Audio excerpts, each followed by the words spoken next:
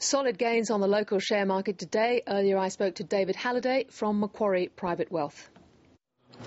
David Halliday, the local market seemed to mirror a very strong Wall Street session, really.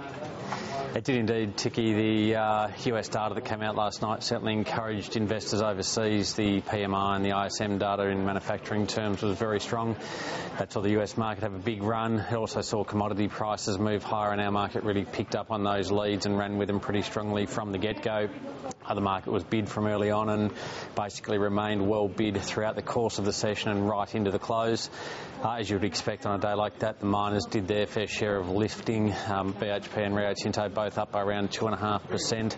They added in just two stocks, around 17 of the 80 points that we saw made today.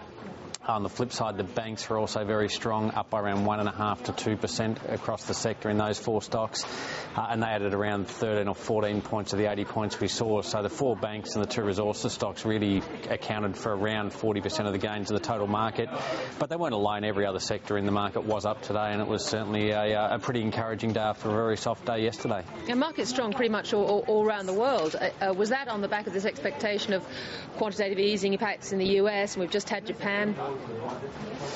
Well, that was part of it. I mean, clearly the economic data coming out of the US over the last couple of months has been very strong. We know the strength of the economic data we've seen here locally, almost enough to want to, or for markets to believe that Reserve Bank were going to lift interest rates yesterday, but they didn't. That was another small positive today. As you alluded to, quantitative easing coming, of what magnitude is yet to be seen, but certainly some positive to come from that.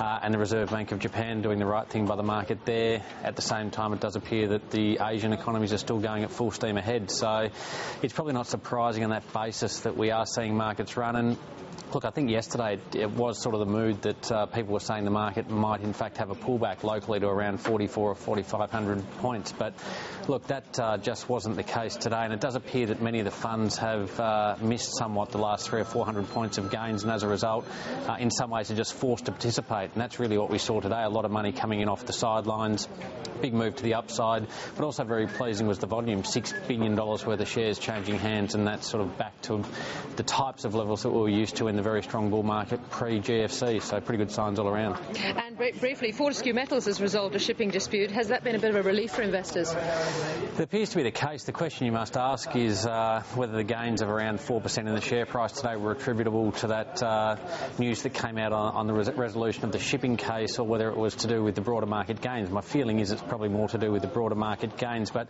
in any case it was good news that resolution over a shipping contract that was cancelled back in December 2009 has been resolved.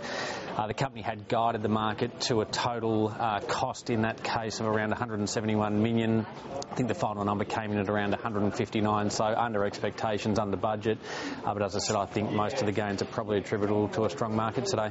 David Halliday, thanks very much for talking to Late Line Business. Thank you.